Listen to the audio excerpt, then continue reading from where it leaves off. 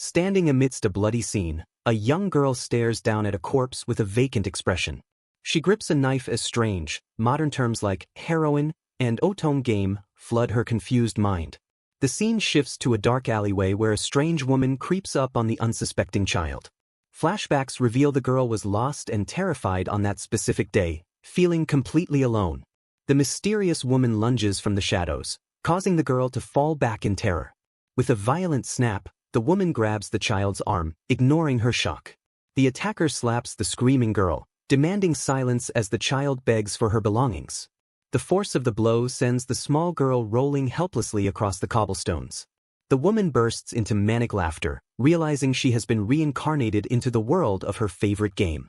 While the stranger laughs, the girl weeps for her lost parents and the happiness she once knew. Her tragic past began 3 years ago when a horde of monsters suddenly attacked her town. Her parents sacrificed their lives to protect her from the brutal slaughter. Learning the cruelty of the world firsthand, she was subsequently sent to live in an orphanage. Life there was a nightmare where older children stole food and forced the younger ones to do chores. Children were beaten for stealing scraps and often turned up cold and lifeless the next morning. Surrounded by death and indifferent adults, she felt certain she would die there too. Clinging to her parents' memory, she tried to believe their advice that no one is truly bad at heart. For 3 years she forced a smile to honor their wish, enduring the suffering in silence. The caretaker ordered her to clean up for a special visitor, pushing her to her breaking point. She realized the hag was actually selling the orphans for money and knew she was the next product. The caretaker had always looked at them with the appraising eyes of a merchant assessing goods. Refusing to be sold, she finally mustered the courage to run away from the orphanage that day. She clutched a small pouch, which remained the only memento she had left of her family. The strange woman from the alley corners her, eyeing the pouch her mother had forbidden her to open. The stalker reveals she had been hunting for the girl based solely on her name and appearance. Gripping the girl's face, the woman comments on her thinness and mentions a grandfather. The terrified girl stammered in confusion at the mention of a grandfather she didn't know. The woman corrects herself with a crazed look, claiming the grandfather is actually hers. Overwhelmed by joy and despair, the woman explains she regained memories of her previous life in this game world. She reveals that the main plot of the story wasn't supposed to start until the heroine joined the academy decades later.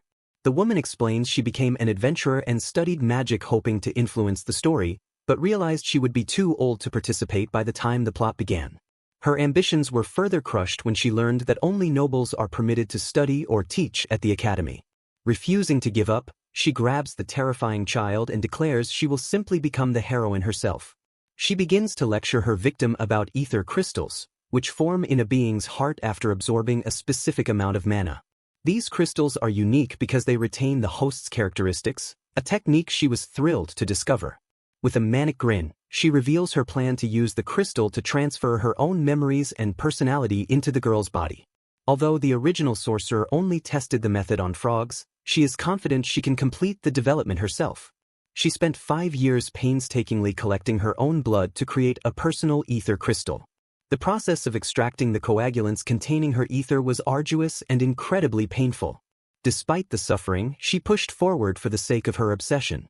Now she advances with a knife, intending to embed the crystal into the girl's heart and usurp the role of the protagonist. The girl screams and flails in terror as the woman assures her it will all be over soon. A desperate struggle ensues as the girl grabs a weapon to defend herself against the woman's reaching hand. The sound of a heartbeat thunders loudly in the chaotic moment.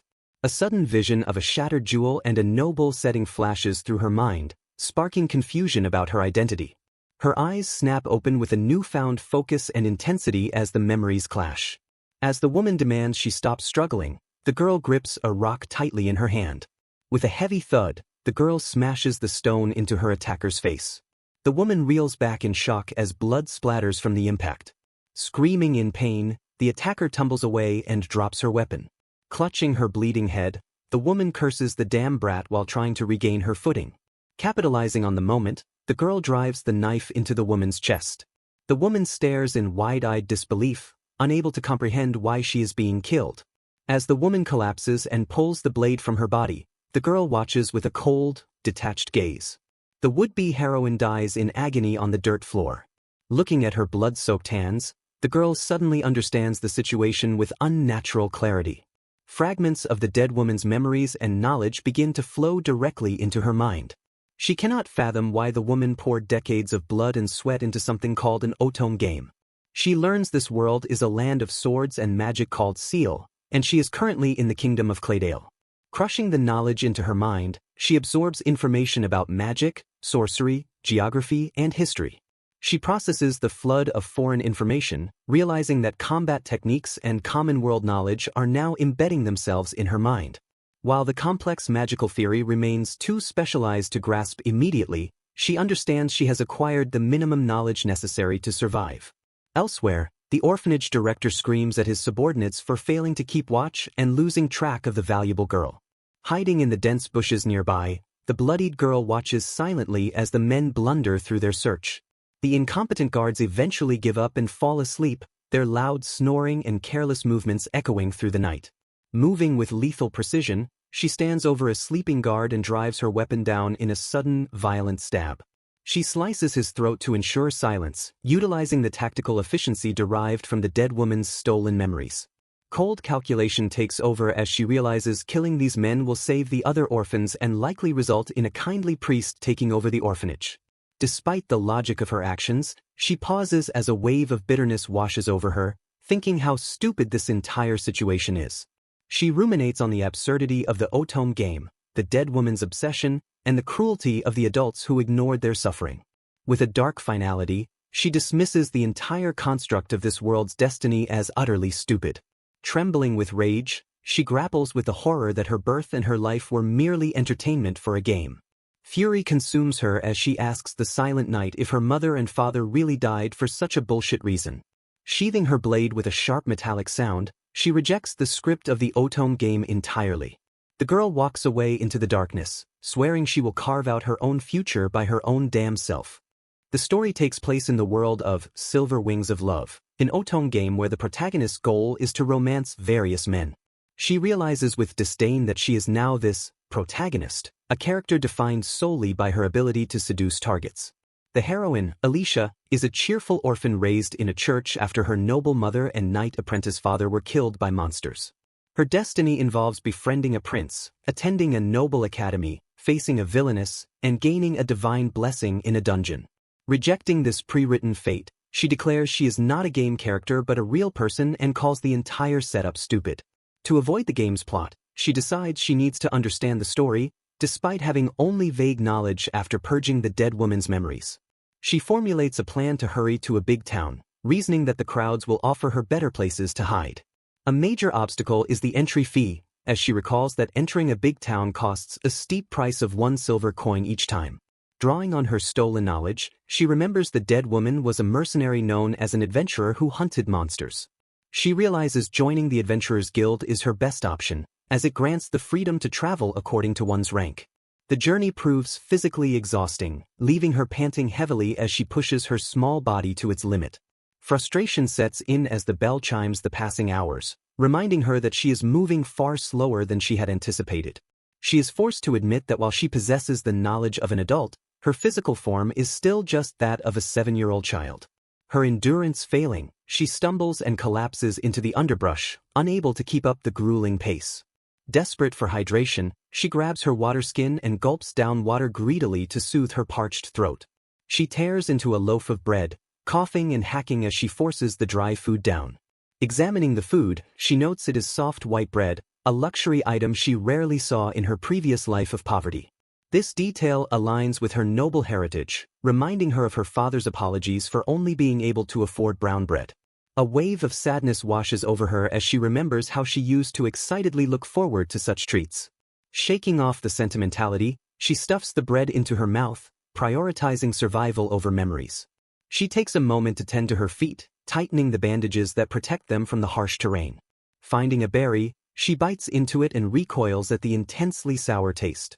With her hunger managed, she turns her attention to the dead woman's bag to take stock of her resources. The inventory is promising, containing potions, clothes, money, and medicinal herbs that were originally meant for her own post-surgery healing. She calculates that if she eats the perishable white bread first and rations the rest, her food supply will last about 3 days. Digging deeper, she finds a book, noting that while books are generally expensive, they aren't exactly rare. However, she is surprised to find this one is made of parchment, a material that has largely fallen out of use in modern times. The book is covered in notes, confirming her suspicion that the woman stole this valuable artifact from her mentor. Sitting under a tree, she realizes she can read the text thanks to the transferred memories, though she will need practice to copy it. She chews on the medicinal herbs she found, grimacing at the bitter taste as she prepares a poultice. Applying the chewed herbs to her hand, she utilizes their natural antiseptic properties to prevent infection. Thinking ahead, she decides it is safer to travel if strangers do not recognize her as a vulnerable girl. With grim determination, she takes her knife and begins to saw through her long hair. As the locks fall away, she reflects on her past self who was paralyzed by fear of the dark and unknown. She recalls how hunger, pain, and loneliness used to terrify her because she felt helpless against them. A snake slithers nearby, but she strikes it down instantly with her knife, realizing she only feared these things because she didn't know how to survive. Sitting beside the impaled snake, she understands that her fear was born purely from ignorance. The next day at noon, she arrives at a small campsite in the woods. She inspects the fire pit and finds the ashes are fresh but cold, suggesting someone was here not long ago. Standing by the camp, she vigorously rubs her wet hair, cleaning herself up before continuing her journey. Thinking her distinctive hair color attracts too much unwanted attention, the girl decides to cut it short to remain less eye-catching. She stands by a splashing mountain stream and reflects on the dangerous reality of drinking water without boiling it first. Her survival plans hit a snag when she realizes she lacks the flint necessary to start a fire for basic sanitation. Deep in thought, she considers the difference between the primal magic of this world and academically analyzed sorcery. She recalls the older orphans at her former home using simple practical magic to ignite fires for their daily needs. Her mind catalogs the 6 basic types of practical magic, including utility spells like Shine, Flow, and Harden. She notes that practical magic is non-elemental and wonders why the dead woman's memories of her mentor are so strangely vague. Rubbing her head in frustration, she realizes the sorceress's stolen knowledge is biased and useless for her current survival needs. Although she dreams of mastering complex sorcery one day, she knows she must prioritize learning basic practical magic to stay alive. She reviews the fundamental premise that all things possess mana, which is then converted into usable energy called ether. Understanding the theory, she knows she must learn to feel her own ether and channel it through a clear mental invocation. Despite having all the technical information in her head, she looks utterly lost and admits she doesn't understand the process at all. Inhaling deeply, she reasons that ether must be flowing through her veins since mana uses blood as a medium to form crystals.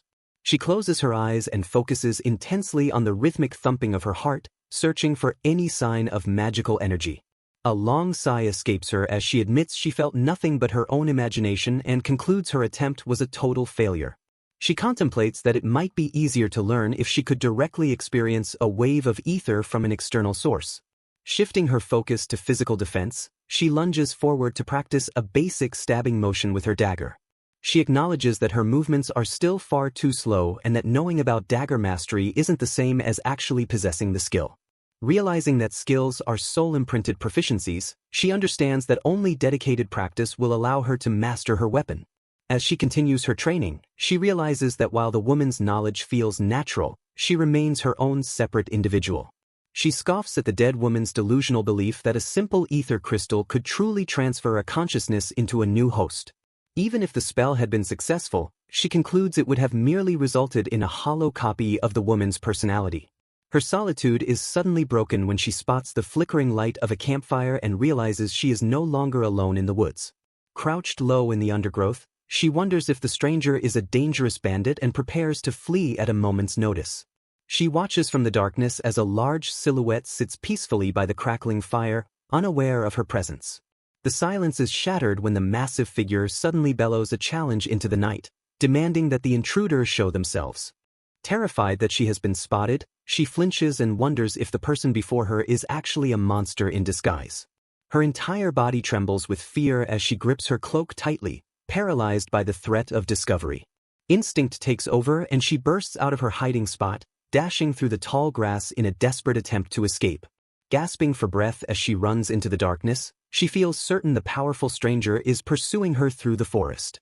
The forest falls into a terrifying silence as she realizes she can no longer hear the heavy footsteps of her pursuer. Panic flares in her chest as she inhales sharply, her senses straining against the unnatural quiet. A sudden realization strikes her like a lightning bolt, freezing her in her tracks. She wonders if she has lost him as his presence fades, dodging through the trees with desperate speed. A violent crash nearby causes her to flinch, shattering the momentary hope of escape. An axe suddenly smashes into the tree next to her, revealing that he was suppressing his presence to pinpoint her location. Realizing she can't outrun him, she decides she has to attack and lunges forward with her dagger. She grits her teeth and prepares to strike, knowing this is her only chance to survive. Her attack is effortlessly deflected, and she is struck down with a dull, heavy smack. She hits the ground hard, rolling across the dirt and coming to a painful stop. The large man looms over her but suddenly stops in shock, shouting, "A kid!" as he realizes his mistake. The adventurer scratches his head and apologizes profusely, explaining he thought she was a kobold because of her size and speed. To make amends, he feeds her grilled snake skewers, and she eats ravenously despite the strange food. As she eats, he asks her gentle questions about why she is alone in such a dangerous forest and where her parents are. She stays silent and shakes her head, refusing to answer his questions about her family. He apologizes for breaking her knife during the fight and mentions he healed her with a simple cure spell. Offering a replacement, he hands her a sturdy knife he uses for dismantling monsters, claiming it's tough enough for her. She accepts the gift cautiously, thanking the strange Mr. for his unexpected generosity. He corrects her immediately, complaining that he is only 20 years old and shouldn't be called Mr. She stares at him in disbelief, thinking he looks much older, which clearly offends him. He laughs and ruffles her hair, telling her that a smile looks much better on a kid than a scowl.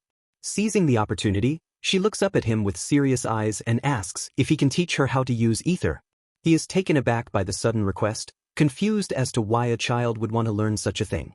She explains she figured out the basics of ether through practical magic but needs help understanding the flow sensation. He scratches his chin, intrigued that she tried to learn it backwards from practical application rather than theory. He admits his sorcery isn't special, but reveals he uses a massive amount of ether for a physical enhancement skill called boost. Warning her to stand back because it's dangerous, he takes a deep breath and activates the skill. The air around him vibrates with power, and she watches with wide eyes as his presence expands explosively. Even just watching him, she can feel the sheer density of the energy radiating from his body. She is left in awe, realizing just how overwhelmingly powerful a true adventurer's ether can be.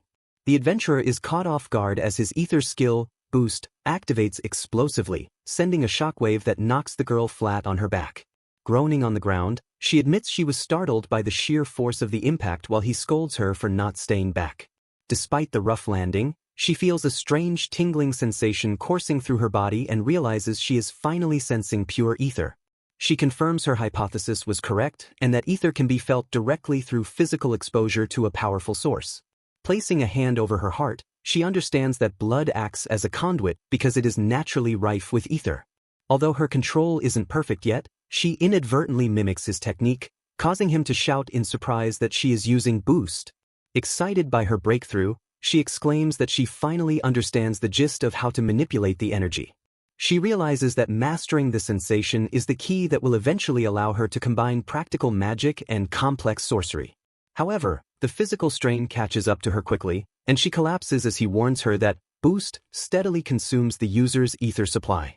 Lying exhausted on the ground, she calls out to him, wondering what he is thinking as he stares at her with a contemplative expression. He sighs and decides that since it's just for one day, he might as well commit to helping her properly. Pointing a finger at her with renewed determination, he declares that he is going to drill the basics into her. With a wide, challenging grin, he tells her she better be ready for a grueling day of training tomorrow. The girl stares back at him with a blank, confused expression, completely unsure of what she has just gotten herself into.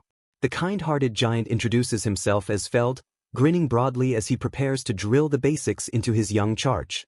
He starts the morning lesson by asking Alicia if she has ever checked her own personal status information. He explains that stats are abilities gleaned through the scan skill, which uses one's senses and ether to analyze a target. Alicia nods, admitting that she actually learned the scan skill herself just the other day. She reviews her own pathetic stats, noting her meager health and low combat power of 21. Feld tosses a small object to her, casually remarking that her low numbers are expected since she is just a kid. He explains that the object is a scanning crystal, a tool designed to help adventurers read stats more accurately. He instructs her to focus on her own power and match the numbers she sees in the crystal with her earlier readings. Alicia follows his command and confirms her stats, realizing the crystal provides an objective measurement of her abilities. She then turns the crystal on Feld and is terrified to see his combat power is over 1,300. Feld explains that while numbers vary slightly depending on the viewer, the crystal makes comparing relative strength much easier. The crystal suddenly turns murky, and Feld notes that it has run out of uses after her practice attempts.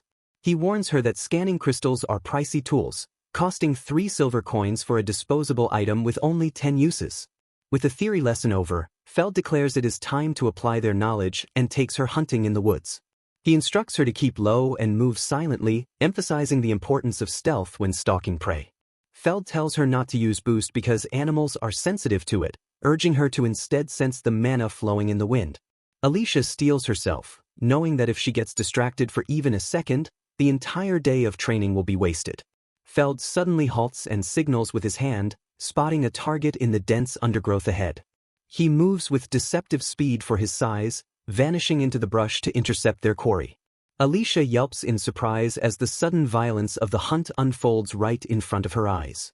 After the kill, Feld immediately begins dressing the carcass, telling her they need to process it before moving on. He meticulously teaches her how to clean and gut the animal, passing on the practical knowledge of a seasoned adventurer. Alicia feels completely overwhelmed by the bloody task, but Feld continues his lesson without pausing for her comfort. They trudge through the forest, the weight of the day's lessons pressing down on her small shoulders. She struggles to keep up with his long strides, stumbling over the uneven terrain as they head deeper into the woods. By the time they stop, Alicia is totally beat, collapsing onto the ground with a heavy sigh of exhaustion. Feld uses magic to spark a fire and announces that their only meal for the day will be the meat they hunted. Staring into the flames, Alicia recalls how the dead woman's mentor forced her to watch fire for hours to refine her ether. She grips a skewer and wonders if the sensation of heat and flow is what Feld meant by feeling the mana.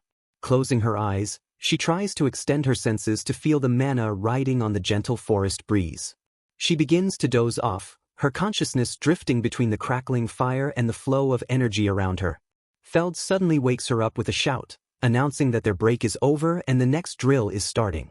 He begins explaining techniques, describing them as special moves used by fighter types to enhance their combat. Alicia learns that techniques are a type of non-elemental magic triggered by single-syllable incantations while using boost. Feld notes that while basic techniques can be bought, higher-level ones require a dedicated teacher to master. He begins teaching her sword mastery, showing her how to grip, swing, and parry with a weapon. Feld corrects her messy form, unaware that she is struggling to adapt her dagger knowledge to his sword instructions. Once her stance is decent, they shift immediately to practical training, sparring with actual weapons. As Feld attacks her, Alicia realizes he probably thinks he is being nice by teaching her so thoroughly. She questions whether this brutal beatdown is appropriate for a 7-year-old as his training sword thwacks into her. Feld attacks with a wooden training sword, acknowledging the kid's grit as the blows whistle through the air. He strikes hard, noting that she learns fast too as the impact resonates with a loud smack.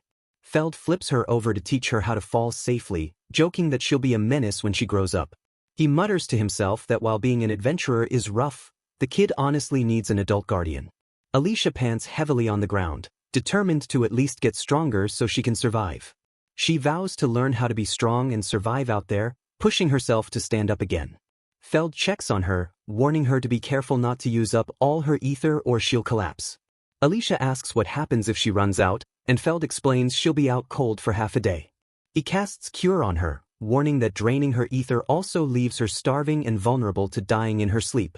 Alicia realizes the danger, understanding she could easily be killed by wild animals if she fainted from exhaustion. Feld explains that people normally pick up boost naturally when learning melee skills, so she should grasp dagger mastery quickly. He tells her that maintaining boost burns 1 point of ether in the time it takes to count to 100. Throughout the practice session, Alicia appreciates that Feld treats her as a fellow human rather than a snot-nosed kid. She feels a warmth from his words and large hands that she hasn't felt from an adult in a long time, despite the grueling training. Soon the time comes for them to part ways as the day's lesson concludes. Feld announces he really has to go, preparing to leave the clearing.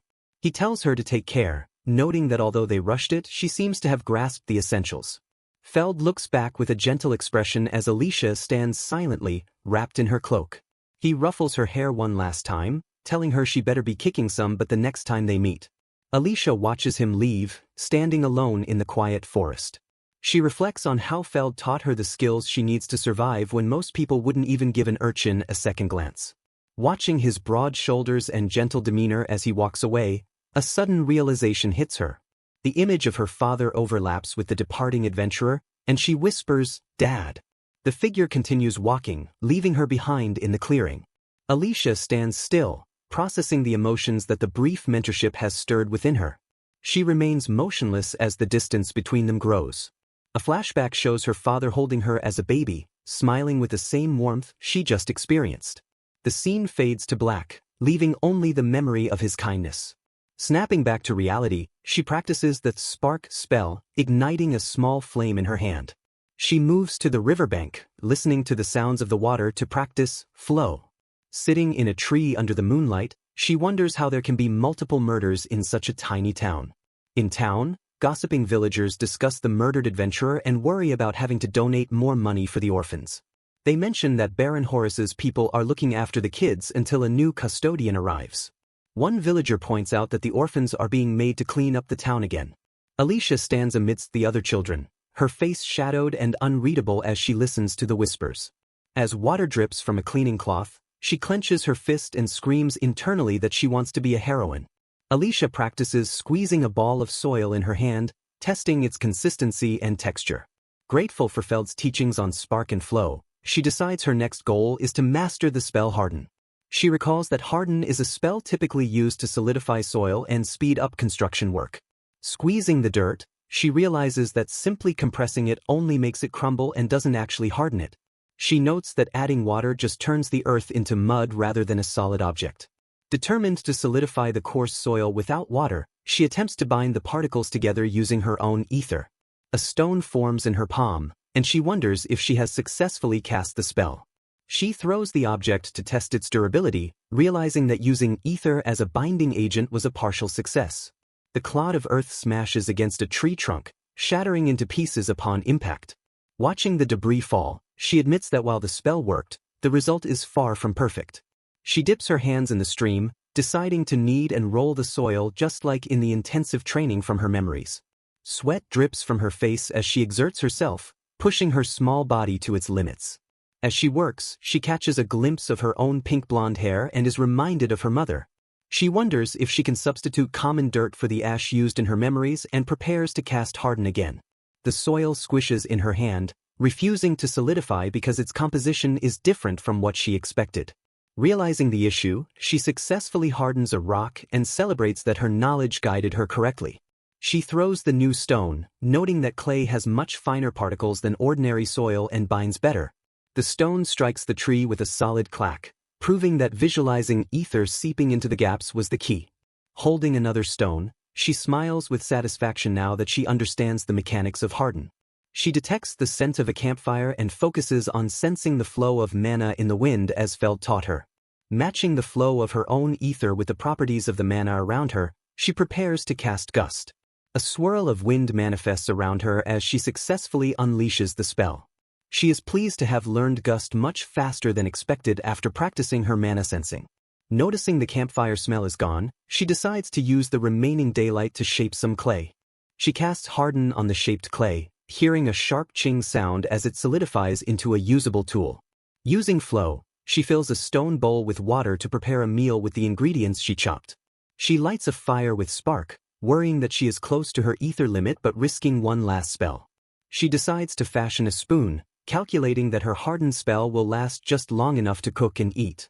Staring into the bubbling pot, she wonders if her meager dinner is finally ready to eat.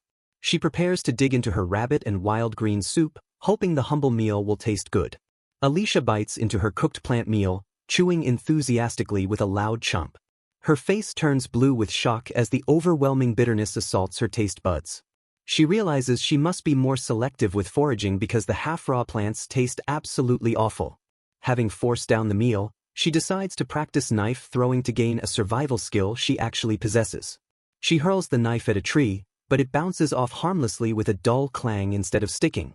Staring at the fallen weapon, she admits she lacks the muscle strength to use it effectively. She brushes her long hair back and decides to switch tactics, choosing to throw stones instead of knives. Struggling to weave plant fibers, she works on crafting a sling while recalling she had originally planned to sell her hair. As twilight deepens, she sets out to forage for berries before the forest becomes too dark to navigate. Alicia creates makeshift insect repellent by rolling dried herbs into balls and lighting them, hoping it works. She notices someone occupying the campsite again and decides to keep her distance for safety. Focusing her senses, she feels a strange presence lingering in the direction of the camp. She recalls being told that mana comes from spirits, wondering if these are the fairies her mother mentioned. Pondering the nature of the forest's mana, she questions if shadow spirits are active because it is night. She tries to categorize the elements by color, associating wind with green, fire with red, and shadow with black. A strange sensation washes over her as she suddenly perceives the darkness as a tangible black entity. She wonders if she is imagining things, but as she focuses her mind's eye, the dark forest takes on distinct hues. The world around her transforms into a vibrant tapestry of floating lights and colors representing the mana. Her eyes widen with the realization that she is not imagining the phenomenon but actually seeing the magic. Recalling that Feld and the mentor only spoke of feeling mana, she spends the next day observing the colors. Realizing that seeing mana isn't normal, she decides to exploit this unique ability to her advantage. She observes the shifting colors around her and attempts to camouflage herself by matching her ether to them. Activating her new technique, she whispers the word stealth and wraps herself in the magical camouflage. She steps carefully through the forest, testing the effectiveness of her mana concealment with cautious movements. Maintaining the disguise proves difficult as the mana composition changes constantly with every step she takes.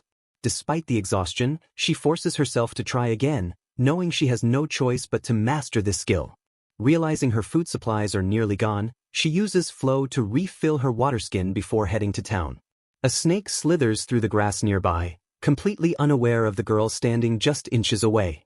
Alicia watches the predator closely, noting with relief that it hasn't reacted to her presence at all. She grips her knife, wondering if her stealth is finally good enough to fool even the wild animals. Alicia secures her meal by driving her knife into the snake with a swift, decisive stab. She twists the blade to finish the kill, noting with a practical calmness that she has successfully hunted her lunch.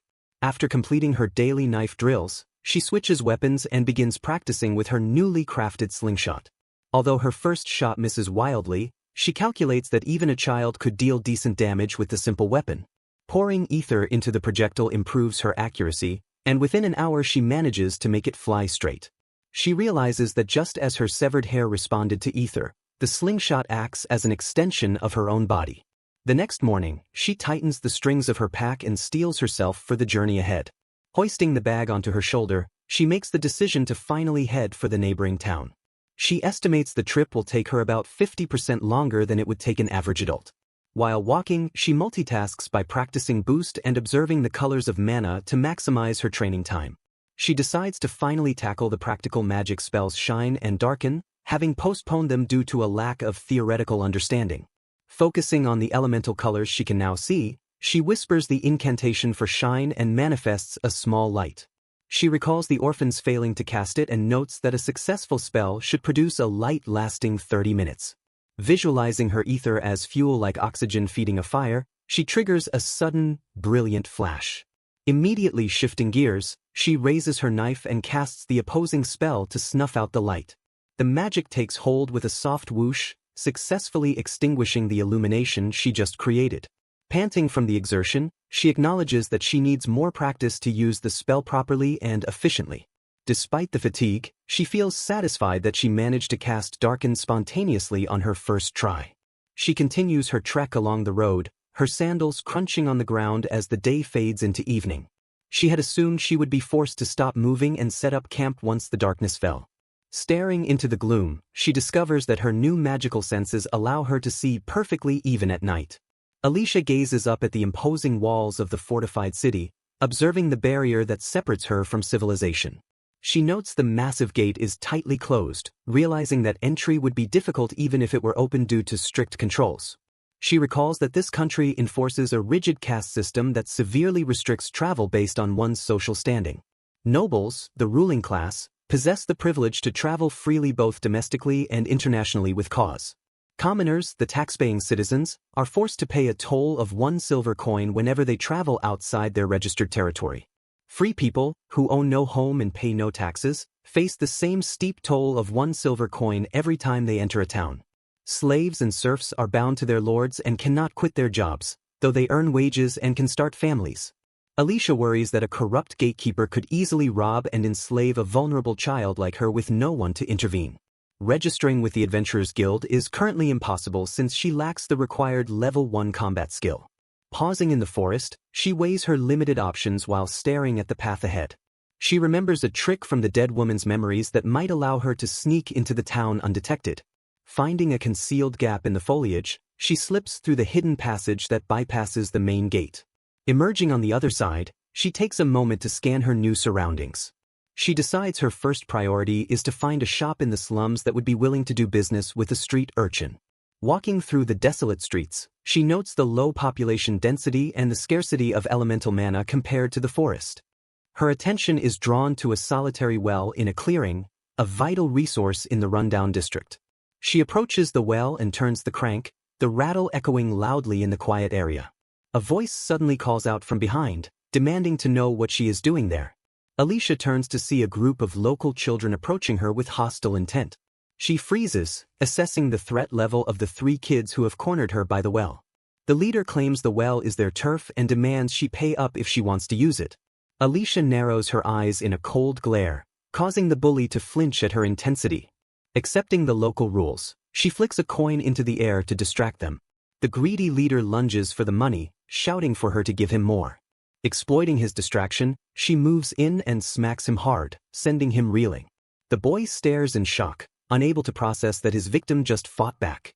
She executes a swift takedown, knocking him to the ground with practiced efficiency. The defeated boy sits on the ground sobbing while the girl comforts him, their toughness completely shattered. Alicia steps past them, her footsteps heavy in the dirt as the kids flinch away in fear. Stopping briefly, she asks the terrified group if they know where she can find a store for urchins. Surprised by her civility, they stammer out directions to a shop 2 blocks down. Suddenly, a rough man storms onto the scene, yelling at the brats and demanding to know what they are doing. The man accuses them of using the well without paying and ignores their desperate denials. Alicia watches from the shadows, her expression hardening as she witnesses the injustice. The man snatches a copper coin from the girl, calling them broke-ass brats. The boy screams that the money was for his sister's bread and begs for it back. The thug callously tells them to shut up and go steal more money, walking away without a care. The man leaves the weeping children behind, his cruelty hanging heavy in the air.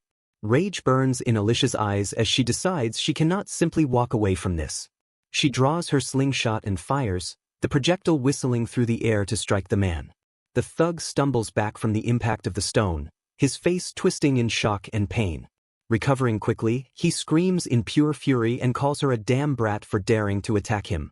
Alicia turns immediately and sprints away, her small legs pumping hard to create distance. The man roars for her to get back here, chasing after her with heavy, thudding footsteps. As she runs, Alicia's movement is awkward and she hobbles, hindered by her previous injuries. She realizes with a grim grimace that she brought this dangerous situation upon herself. Knowing she cannot outrun him, she abruptly stops and yanks her secret weapon from her pouch. Spinning the weighted string, she strikes him with a heavy thwack that echoes in the alley. The thug's eyes roll back as he collapses to the ground with a dull, heavy thwump. Alicia stands over his prone form, letting out a breath and noting that her plan worked out. She holds up her weapon, revealing it to be 10 copper coins wrapped in a cloth and tied with hair. The man groans and flinches as she steps closer, realizing too late that he underestimated her. She draws her knife and stabs him, reasoning that letting him live would only lead to more trouble later. Pulling the blade free, she looks over at the orphans and wonders why they haven't run away yet. She stares at the grim surroundings, reflecting on the fact that human life is cheap in the slums. A cold realization settles in her heart that this harsh rule applies equally to her own life. She tightens her grip on the knife, deciding that she cannot afford the luxury of being merciful. Leaving the scene behind, she walks down the street until she finds a dilapidated shop. She pushes the heavy wooden door open, the rusty hinges creaking as a bell dings overhead. Inside, a surly shopkeeper leans on the counter, eyeing her with open suspicion and disgust. He sneers at her appearance, calling her a creepy, mean-looking little bastard. Alicia meets his gaze evenly and retorts that he looks pretty mean himself. Ignoring the insults, she points to the wall and states she wants small blades for throwing. The man grunts and gestures to a dusty shelf, telling her that everything he has is over there. Alicia picks up a rusted knife but frowns, realizing it is far too heavy for her to use effectively. She puts it back and asks if he happens to stock any scanning crystals. The shopkeeper laughs and quotes her 4 silver coins, a price far higher than the market rate. He tells her dismissively that if she doesn't like the price, she can go to a proper store instead. Alicia scowls at the extortion but acknowledges that this is just how business works in the slums. She weighs her options, staring at the greedy merchant with a calculating look. The shopkeeper asks if she has a sturdy backpack to carry her purchases, eyeing her empty hands. He places scanning crystals on the counter for 2 silver and offers a leather backpack for 8 small silver. Alicia declines the bag but orders a small canteen, food supplies, salt, and a whetstone. She pauses to ask why he sells skewers if he claims they are unlikely to sell. The merchant tallies the total to 4 silver and 1 small silver, impressed that she knows her numbers. Alicia asks what she can sell to him, prompting him to warn against bringing common herbs.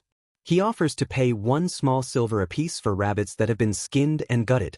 Calling her cinders, he concludes the business transaction and dismisses her. He advises her to visit the dwarf blacksmith down the street if she wants proper weapons. Alicia accepts the nickname without complaint and turns to leave the shop. She exits the store, pulling her cloak tight to hide her face from the street. Outside, the 2 urchins from the well are waiting for her, the boy blushing furiously. Jill stammers that they got rid of the thug for her, clearly seeking her approval. Alicia turns to leave, simply thinking that this must be what he wanted to say. Jill quickly adds that they won't tell anyone about what happened, trying to keep her attention. He shouts that his name is Jill and demands she remember it as she walks away. Alicia silently acknowledges the introduction, unsure what to make of their persistence. The girl jumps in and introduces herself loudly as Shuri, refusing to be left out. Relenting, Alicia stops and gives them the alias, Alia, before continuing on her way. The kids blush at her response, while Alicia privately thinks the name sounds too girly. She walks past a quiet building, noting the distinct architecture of the town. Sensing eyes on her in the shadows, she feels the weight of the town's hidden dangers. She realizes that carrying money makes the town more dangerous than the wild and resolves to get stronger.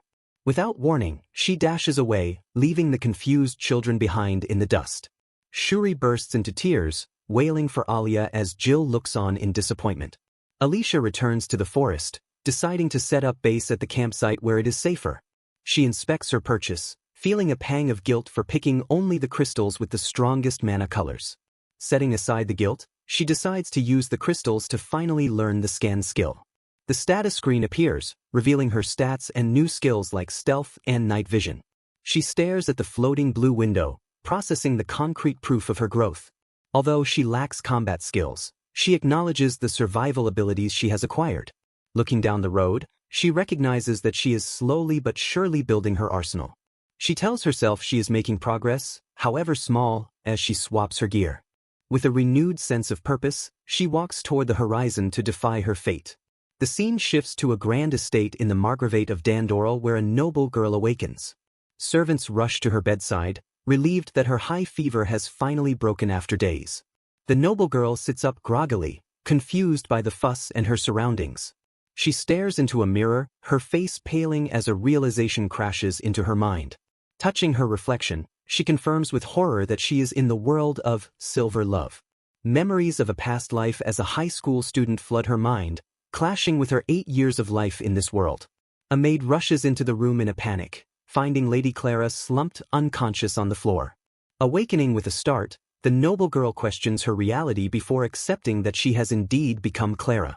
She recalls that Clara is the villainess destined to be exiled or executed after the crown prince breaks their engagement.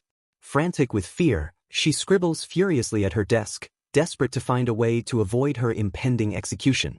She collapses back into bed, realizing with despair that the pull of fate feels too strong to fight head-on.